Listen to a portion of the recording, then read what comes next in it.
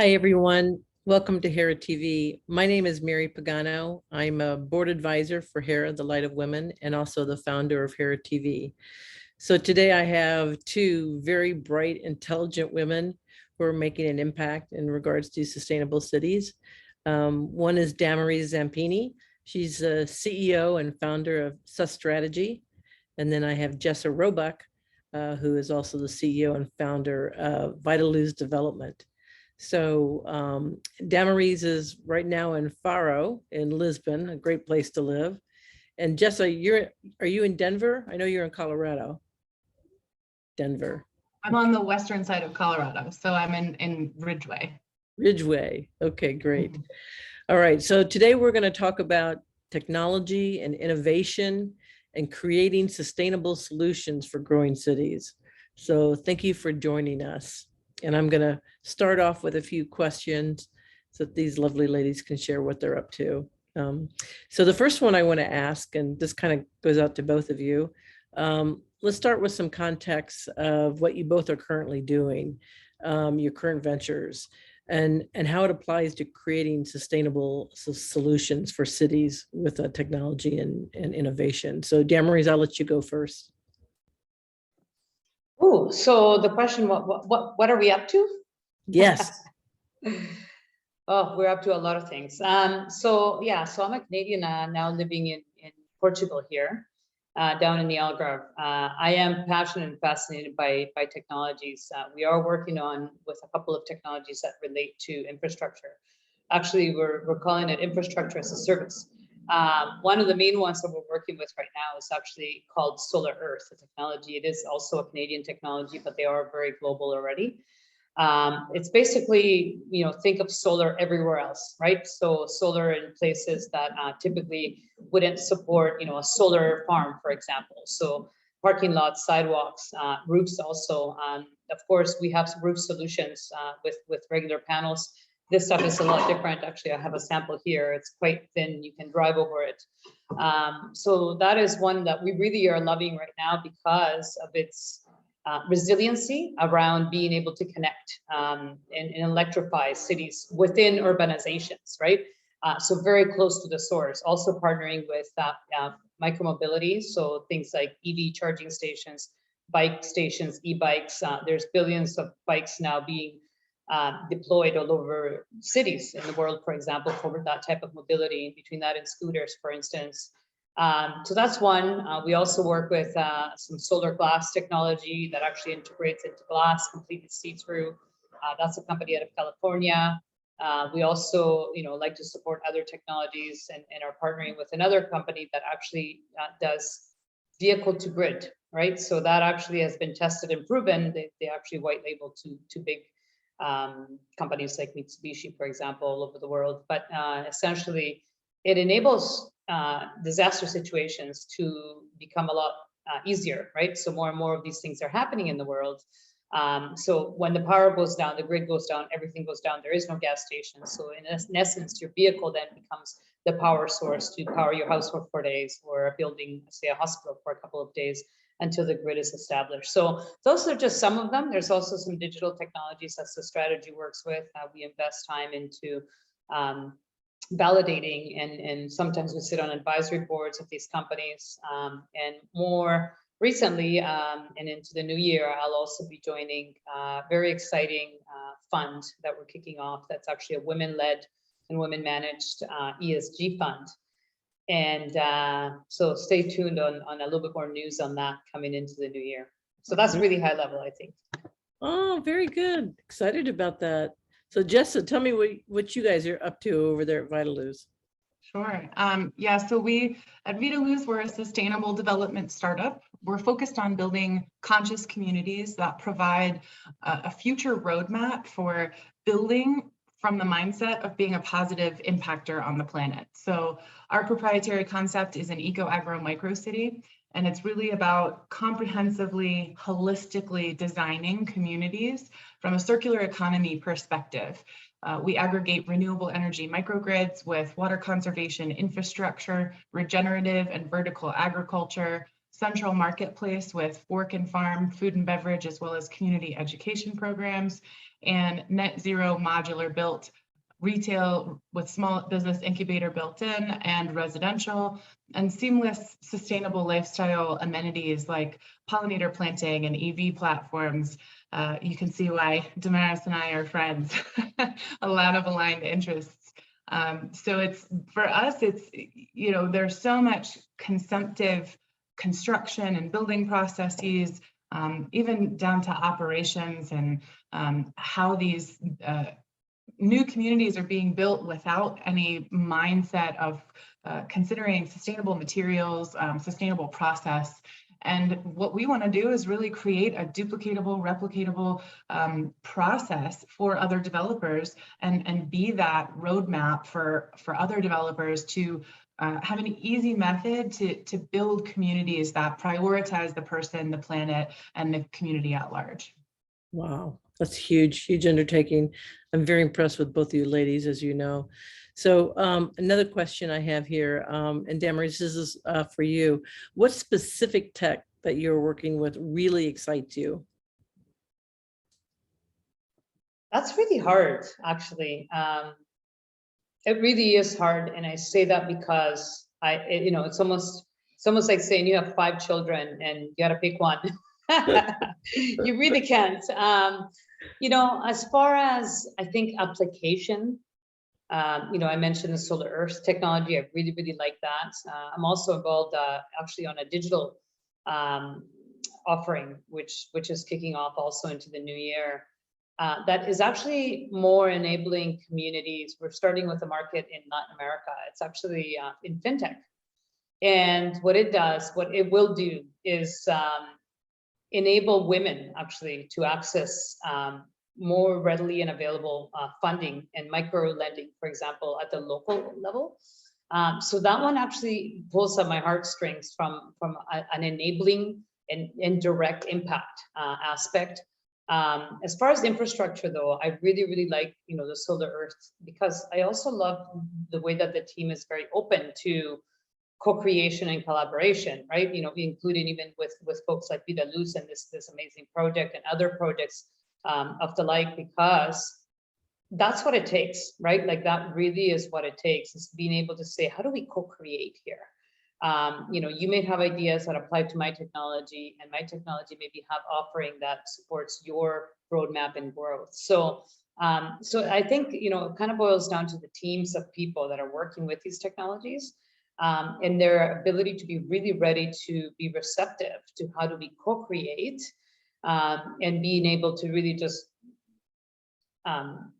launch into those opportunities quite quickly. And so it's because that's what it takes, right? Again, you know, the world has got all these ESG mandates, and, you know, COP26 just finished, and it's all great, of course, you know, to hear the verbal commitment, but it's at the ground level when this stuff needs to happen, right? It's disrupting, you know, construction industries that are, you know, I'm generalizing, of course, but it's kind of like the, you know, good old boys club still.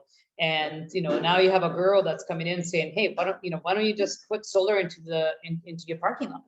Right now you have a sunk cost.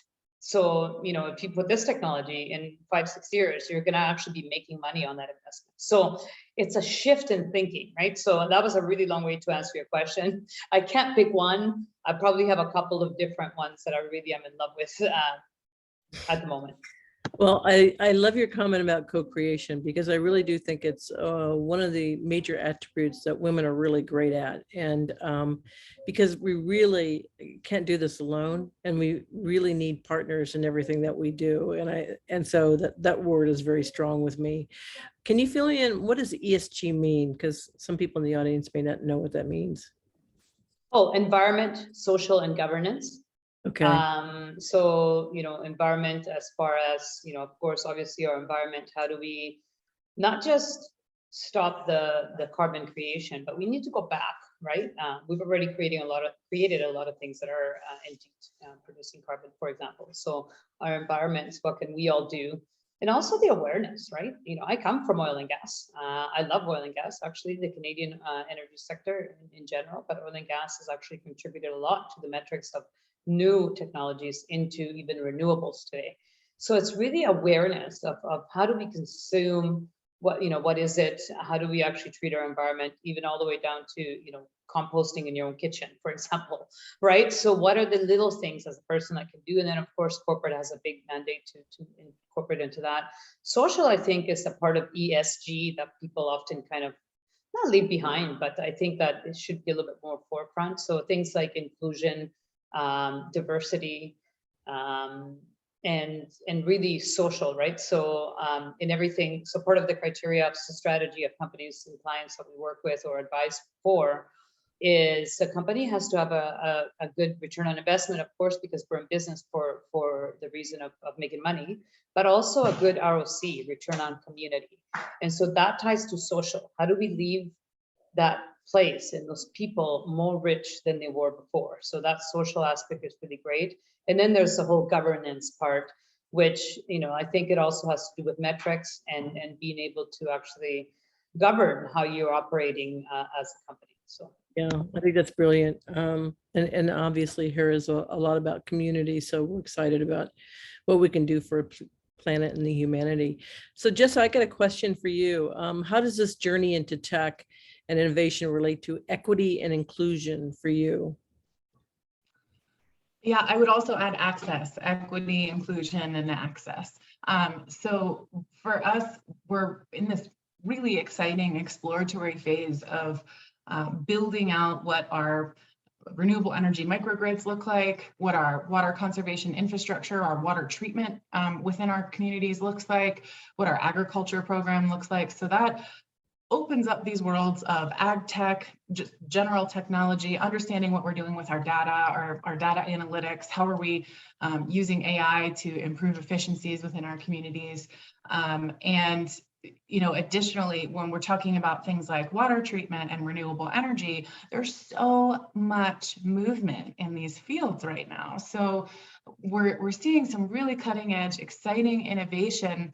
And there's some additional consideration about it's not just the newest and the best tech, it's about how are we commercializing this in ways that make it accessible to the entire world. So, a water treatment solution for our communities, it also needs to apply in impoverished areas as a solution for people that don't necessarily have access to clean water, right? So I'm just using that as an example. So when I add access, that's really, for me, that precipice of understanding equity and inclusion is that there aren't always there aren't always the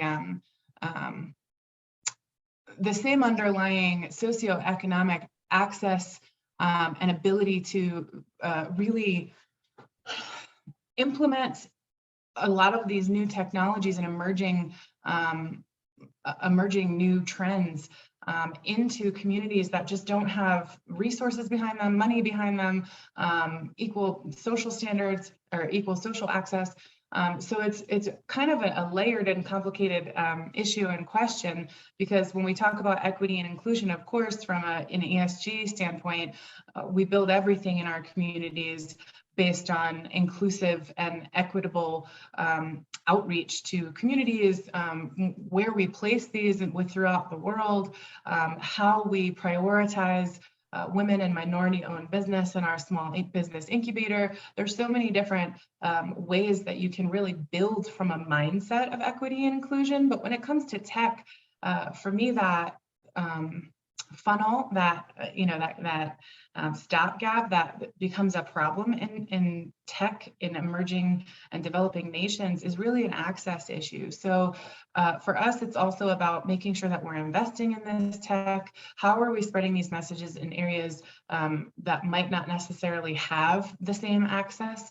So really, it's, like I said, it's kind of a loaded question there, but equity, inclusion, access, it really has to be at the forefront of how we think. And then I think it changes how we include and implement that that tech in our own program, let alone community outreach and overall outreach to municipalities, to countries that we're working with, countries that we're talking to about placing this in the future.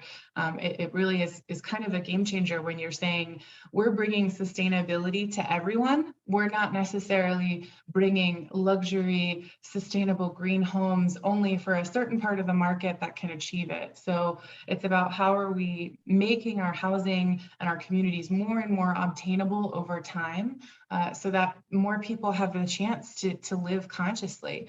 And something I speak about a lot is there's this barrier associated with choosing what's better for the person, planet, or community. We have premium pricing attached to a lot of it's technology, but premium pricing attached to sustainable living and sustainable lifestyle. It's more expensive to choose the green option on the shelf in the store, right? So how do we change that? Isn't that just the most counterintuitive thing?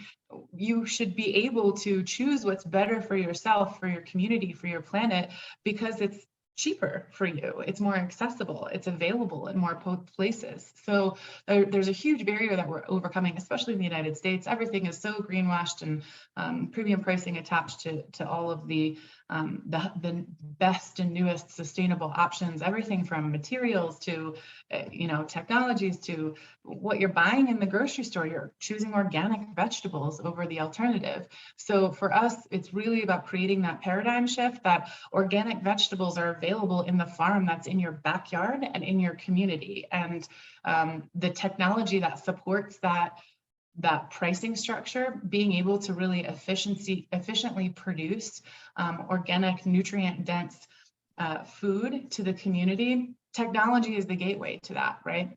So circuitous answer there, but there's a lot of different factors of what we're doing where that comes in, access and really making it available widespread to the world through understanding, shifting that paradigm of it doesn't have to be more expensive or harder to find something that's better for yourself or the planet.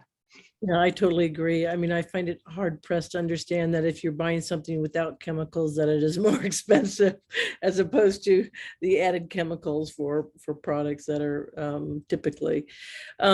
So Hera City, as you know, we're building a huge city in Africa, and our focus is it's for all genders, all religions, all nationalities. And it's based on the future of humanity. So it'll be very smart and very green, very healthy, but there'll be a strong theme in honor of the woman. I know what's important to us is to be able to work with companies to incorporate the local, that it's the local talent is also engaged as well, as because this is the city for Africa. And although it's going to be a huge visit card for the world to come, and especially in honor of women around the world. So I like everything that you guys are doing about this diversity, inclusion, and making sustainable, affordable for everyone, because it shouldn't have to be only for the wealthy. So very good point. Thank you for mentioning that. Damarys, next question for you. What does the vision of a smart city of the future mean to the common consumer or citizen today? I think it actually means a lot of what Jessa just touched on, is that access, right? It's so interesting how, you look at the cycle of how it is set up today, and the points that you just touched on, Jessa, about you go to the store, and if I want to eat organic, I have to pay more. And so if I am a lower income bracket, for example, I can't really afford that, right? So what now? Do I have to go and buy the Spam if I can?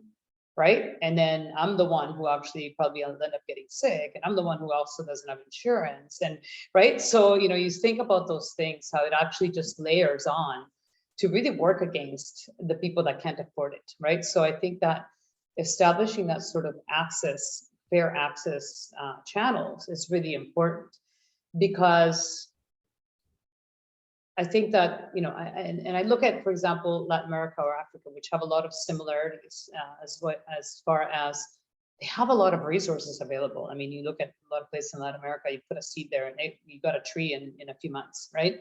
So you have access to that, but it is really the technology to be able to, so maybe you have dry season and you need water access. So how do we get these, right? And I'm working backwards on some of the answers that Jessa said, because it touches back to how technology has been actually grown in past, right? So you look at big corporates who'll go and find an idea and they'll sponsor it or fund it, but then they want to keep it for themselves as proprietary.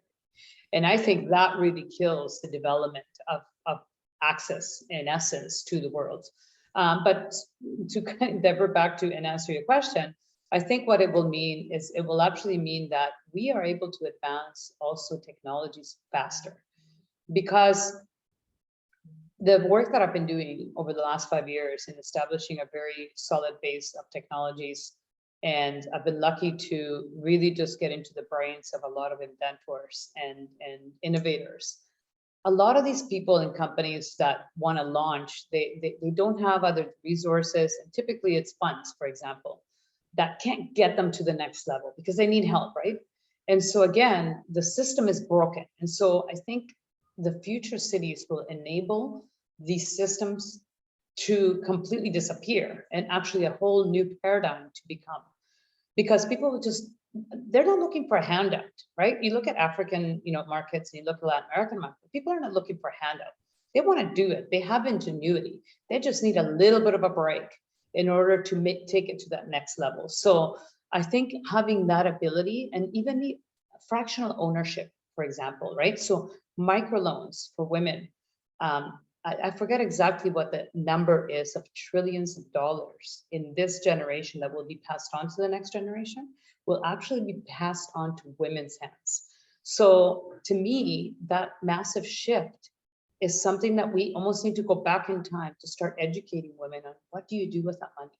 How can you invest maybe on another woman? How do you co-create with another woman or another person? I don't care what's between their legs, me personally, but oftentimes it is women who are able to have this money, but they don't have the know-how because it's, again, traditionally been the male who runs that part of the household, right? So it's very, very fundamental. It's very grassroots. But I think that building cities in a way that we holistically are able to start from a very young age in education, to give that ownership, to give that that mentality of you can go and invent it. You can go into STEM and look at what what this city has been built. I've attended several smart city conferences around circular economy, and I've seen some amazing speakers. Actually, one of them was a Swedish group that talked about how cities have been built by men for men, right? Even when you think about driving patterns in a city, typically a woman has different, they gotta go pick up the dry cleaning or drop off the kids, right? They have different driving patterns. We were born with breasts. We have to breastfeed, for example, right? Where's the breastfeeding facilities, right? You go to an arena and the washrooms, there's always a lineup at the women's bathrooms. So why are the men's and the women's bathrooms the same size, right? We should know better and build them accordingly. So these are the things that are broken. And so what the new urbanizations, the new infrastructure, new cities that are built around conscious cities will have these things in mind, because we should apply our learnings. We shouldn't just continue to do things just because we've done them that way.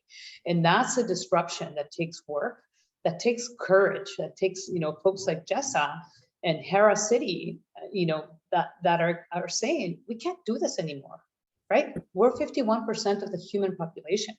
Right. And we've got to disrupt it now, because otherwise we're just working backwards, and it doesn't serve our humanity anymore. Sorry. I totally agree. I totally agree with you. When you think of all the women in the world who taking care of kids, family, community, they work, they shop, there's so many aspects of living and working that they do, but yet you're right. Every city on this planet has been built by men for men, and we've evolved, right? So I think it's really a good time for women to be designing the city. And that's the reason for Hera TV, is to collect the voices of women as to what they want in this city. I remember one interview I did, and this woman said the most important thing for her that she wanted in this city was she wanted to sleep with her windows open. What a really simple, request. And, that goes right down to security and safety. So, but there's obviously a lot of things. I mean, when we design homes, we have everything to say what happens in the kitchen, because we know how we operate. We know the things that we need. And so I think it's time for us to be able to do that within a city, to make it livable for all genders, religions, and nationalities, because women think that way.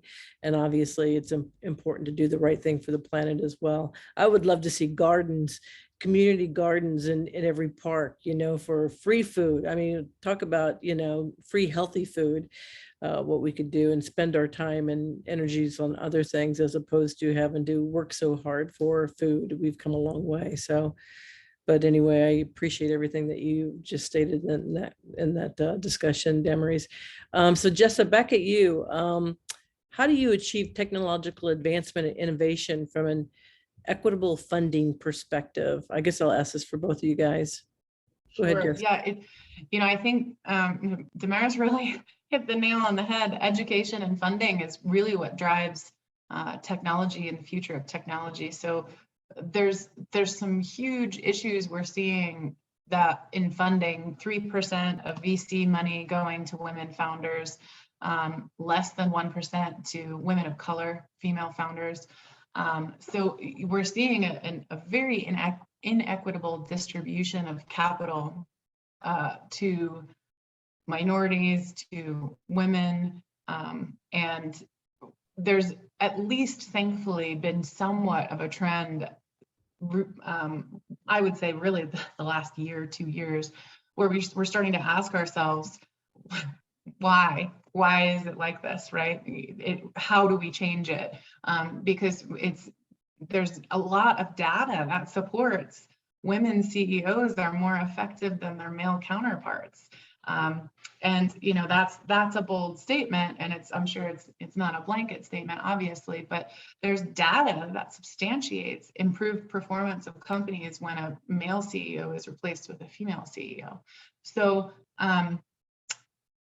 when we talk about equitable and inclusive funding, I think Damarys really touched on a lot as far as micro lending. How are we creating opportunities for women, for minorities? How are we overcoming socioeconomic barriers? It can't just be we fund companies because of handshakes between good old boys on the golf course anymore. The paradigm has to completely shift. So we do that through a few different ways, and I can't stress enough education. Teaching challenged socioeconomic demographics from a very young age that they can, that they should, and that they will, right from the beginning. It's a different conversation than what's out there right now. I want to pause on that thought for just 2 seconds, because Sure. Thinking of a young girl that you can and that you will, and that also if you do and you fail, it's okay. Because as little girls, as we were being brought up, I think we were almost taught that you got to do it right? And it's like, and our male counterparts, on the other hand, they screw up and they just do it again, and they're okay with that. For us, we almost get caught up on, I didn't do it. That's right. Oh, maybe I'm too scared to fail. And so I think that actually also is a fundamental layer that we need to teach our young girls, that they can and they will, and they probably will fail, but they're gonna also win, and they can win really big also, just like anybody else, right? Well, you win through failures many times, right? I mean, sometimes, look at the whole, what's that little piece of tape that's not really a tape, and it's Post-it note, right? I mean, that was a big failure that turned into a success. Right. And even touching on failure and women's mindset about it, our mindset psychologically is there's this fear of failure because there's this pressure to perform in a male world even better than males. And when you take that pressure away, which is traditionally the masculine mindset, because the pressure isn't there, because there is endless opportunities provided to them. So the fear of failure isn't as substantial. And I think that also translates to how women go about funding themselves. Ask for more money. It is okay to think big about funding and to think big about your next steps. My experience with being a mentor and advisor to other women entrepreneurs has been, I'm shocked at how afraid they are to ask for money and to ask for anything substantial. It's always, what's the smallest amount that I can get by with to be funded? How do I bootstrap this? And how do I ask for little increments and phases? No, ask for 50 million. Ask for whatever it is that you need to achieve the grandiose vision that's in your head, because women are inherently big picture thinkers. They are inherently community-based, other-based thinkers, which is the most wonderful gift to the corporate world, is to shift how we think about building businesses. Let it be about people first. Let it be about community first. And that is a strength, a feminine, divine strength of ours. So, and I'm sidetracking there a little bit, but achieving equity and inclusion is about educating from a young age that it is possible, that you can do this. And rather than peg male, female, or race into a specific role in the business world, we break down those barriers from a young age, teach entrepreneurship. And, you know, when we actually talk about funding mechanisms, banking, these things are also traditionally created by men in a patriarchal structure. So how are we creating innovative funding vehicles, innovative funding mechanisms that support people that think outside of silos? We've been taught to think, stay in your lane, this is your silo. And what we're seeing now is there's a need to de-silo. There's a need to connect. And that, again, it is a feminine divine strength of women to focus on how do we connect with others? How do we co-create? So how do you do that from a funding perspective? Are there collaborative funding programs? Are there, again, you know, we talk about micro lending, we talk about small business incubators, but there are so many of these vehicles that are out there that have metrics that are set up by men, for patriarchal institutions. So how are we asking ourselves, what are these metrics really, what do they really mean when you're measuring the success of a business? So how are we taking ESG into consideration? How are we taking community impact into consideration? How are we taking consequence for the planet and the person into consideration when we're measuring the success of a business? We're seeing some of these trends change. We're seeing more conversation about impact. We're seeing this large awareness that women only get 3% of funding. So funds like what Damarys is starting for women, by women, we're seeing more and more of it in the world today, which is admirable, but is it enough? Right. So we have to really make sure that we're asking ourselves, how are we changing the conversation? How are we changing the engagement? How are we changing the education? How are we changing the activation of capital when it applies to underserved founders, when it applies to underserved communities? And you know, it's just the start. It's just peeling back that first layer of the onion when we really address that issue. So again, long-winded, circuitous answer, but it is such a loaded topic. And it's, you know, I've been on a fundraise for 2 years now, and it is the core of everything that I do. And I've never, you know, I've never experienced as a solo female founder some of the challenges that I have the last couple of years. And I could not be more of an advocate for women in a fundraise setting. So, you know, I could talk about that forever for sure. I love it, and I think our answers are supposed to be longer here. They're definitely not yes or no answers. I have to add a little bit onto this to make it, I would say, holistic. I think we also really have to honor the men that stand behind us, that are, because for the men that, you know, have been brought up a certain way, I think also sometimes they don't know any better, right?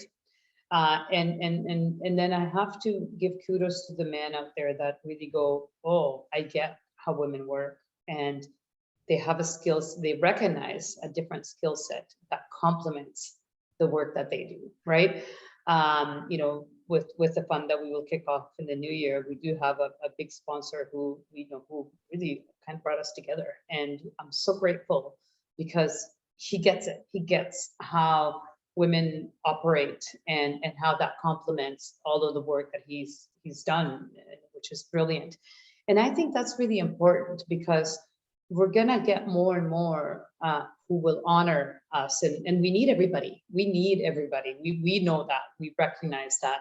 And I think that there is a way that we need to, you know, when we talk about metrics and what it means, I think the ruler needs to change, right? The ruler has become more complex. It measures around social, it measures around, you know, purpose. What is our purpose, right? Because, you know, it's no longer a linear approach of, oh, okay, I got to get the job, and graduate of school, and we'll be the manager.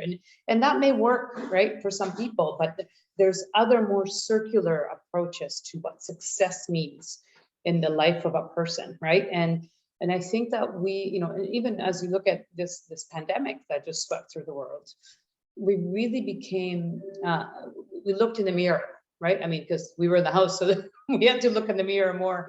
But we really looked inside as to what does purpose really mean? And I mean, you know, I myself had one of the biggest losses in my life just a week ago. And one of my best friends, my mother-in-law, who supported me in everything that I did.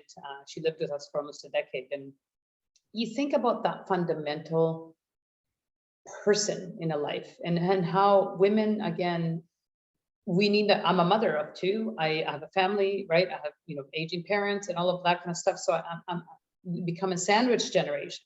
So we as women always kind of seek to create that community that will support everything that we do for the people that we do it for.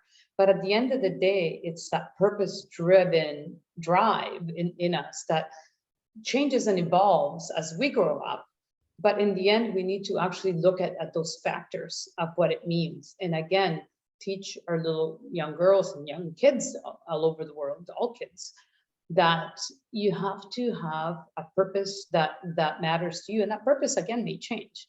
But having access to education, having access to, you know, micro lending. So if somebody wants to out of school be a creator and be an entrepreneur, what does that mean? How do we teach them the skills of iterative learning and application of their learning, right? Of course, you have the book smart, which we need all of that, but how do we make them resilient as a person to grow up in a resilient world that is more circular, that measures different for the purpose of that person? And that sounds really, you know, almost cliche, but we really, I think as a humanity are evolving that direction in different ways. So. Yeah, I would agree. I think, and I think actually COVID helped with that a little bit, because I think we've always put the dollar first, money first, as opposed to important things like living, our family, our health. And so I think a lot of people kind of went back in their rooms and kind of reevaluated, what am I doing, right? Is this how I've been living, working? And what is purpose, right? So I think that's been a little bit of a wake-up call. Absolutely, yeah. And I mean, you look at even like the big multi-billionaires in the world, right? So, you know, I'm lucky to know a few channels of different investor groups. Some of them, including Dragon Gateway, who I work with, Paul. He's from the UK, but he's between Asia and all over the world. But for example, he works with a couple of different events. One of them is the Retosa family, where it's literally the ultra rich that get together and invest in different companies, right? And even that shift now, they're coming in. I mean, these are people that have the islands, that have the Bugattis, that have everything that you can imagine. Now they're coming to these events going, okay, so how do I find an idea that I can't create, but I want to invest not just in a thing that, you know, like will make a bunch more money because they already have the money. They want something that has another added layer of value that they can leave behind as a legacy. So to see that is really exciting. because it's no longer about the dollar, which they already have, but they're really wanting more. Like, what are they going to leave behind? What's their purpose and what's their legacy? That's huge, massive. Yep, totally agree. I got a question for both of you guys. What is the role of government and corporate in advancing smarter cities and its benefits? Go ahead, Jess. Sure. There's such a need for policy support for creative thinkers when it comes to technology innovation.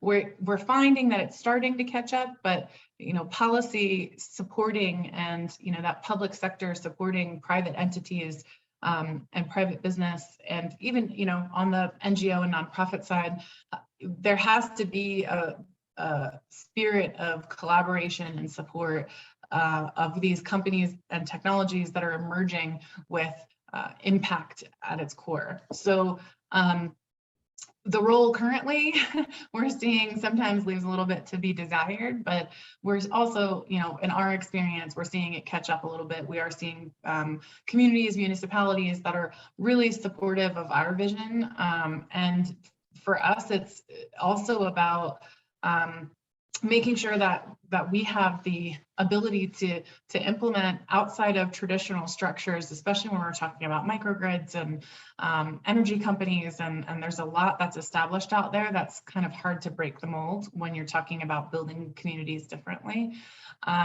But in general, when we're also talking about policy and supporting these ideas like Hera and VidaLuz, we have to have governments that are behind movements like equity and inclusion and access at a very, very basic level. So, we're talking about shifting the way that we think. It's governments supporting our charity initiatives. It's governments supporting education messaging behind equity and inclusion, and how are we incorporating that from an education perspective, from a funding perspective. So all of those things are intertwined, governance, policy, funding, education, they all live and breathe together. And that kind of brings me back to that conversation of de-siloing. We can't think about these things with blinders on. It's how are they interconnected? How do they feed into each other to create a grander vision for our world, for our children, for our future? And that's how we have to be pushing and approaching policy development that supports climate change initiatives, that supports equity and inclusion initiatives, that supports non-traditional building of communities, that really prioritizes and elevates human dignity. There's not enough that can be said for that. We've forgotten about human dignity somewhere along the way. Safety, security, these are core issues that we shouldn't be questioning or asking if we can sleep with our windows open when we're building housing, right? So there has to be a movement in policy creation that supports these new ways of thinking that should be the most intuitive, basic ways of thinking, and really return to, it's not just about profit-centered thinking when we're creating these communities. It's just throw that out the window. It has to be human dignity first. Out of the open window. Yes, out of the open window. I love it. That's good. That's good. Yeah, no, I agree 100% with that. I think that innovate or die, right? So I've been saying innovate or die for several years, or evolve or die. Again, I'm excited and happy that the governments of the world and most developed countries, for example, and others developing countries, are committing to this whole net zero world, right? How do we decarbonize? Right. So let's now put action and put your money where your mouth is, right? Because what I see and have seen for years, which is changing slowly, very slower than I would like it, is, for example, I come from Alberta, Canada, my province, which I love. I was actually born in Latin America, but I call home the place where I pay taxes. But anyways, Canada has been most of my life where I've grown up, and maybe not quite yet grown up. But in any case, also Alberta to me represents the most innovative province in Canada, where a lot of innovation is born. We live in a very cold climate. and we invent all kinds of things because we have long winters, I guess. But as Canadians, we invent a lot of things. And oftentimes what I see in my own Alberta, for example, is companies will invent a solution for a problem. And then you'll have the big corporates that will go all over the world to investigate, where can we find a solution for X? And I'm sitting there, I'm going, you have like 2 companies in the same city that have already addressed that problem with technology. Why are you not courageous enough to try it? Yes, maybe they're at a startup stage, or maybe they're only at a TRL level 6 or 5 in development of their technology. Maybe they're not perfect, but they're gonna get perfect if you support them a little bit, right? And so I see a lot of that. I've seen a lot of that in recent years. And again, it's changing a little bit, but so back to the question is, I think corporate has the duty, and governments have the duty to have an internal team that is called Innovate or Die. Hey, that'd be cool. I'm going to trademark that. But they should have an innovation team always. Innovation shouldn't be just like a cool thing that we talk about once a year. It has to be a daily thing that we take a look at, because innovation doesn't have to be super complex, right? It could be, I've got this cup, and now I go, I'm going to innovate my cup because I'm going to put this little thingy there. Now I can take it on my backpack. That's massive innovation, right? Like, it doesn't have to be a whole mathematical equation. So every day we need to be doing this, and corporates have to have, and governments should have an integrated duty of saying, hey, once a quarter, we're going to explore a technology that's in our own backyard, or, and then the next quarter, maybe we'll explore another technology that's from the other side of the world. And that could mean something as simple as, reviewing something that may solve a problem, or actually doing a small pilot. That's all it takes. And it doesn't cost a heck of a lot of money. And the reality is, a lot of these companies and governments have a budget for these types of things. So use the budget. And you never know how you can actually change the world by just applying and taking that risk. So people need to just start to take a little bit more risks. I think that's the role that governments and corporates need to take, is that they need to take innovation seriously if we're ever going to reach any type of net zero world. Well said. Well said. Ladies, is there, we're about to wrap up here. Is there anything last minute that you would like to share with the community?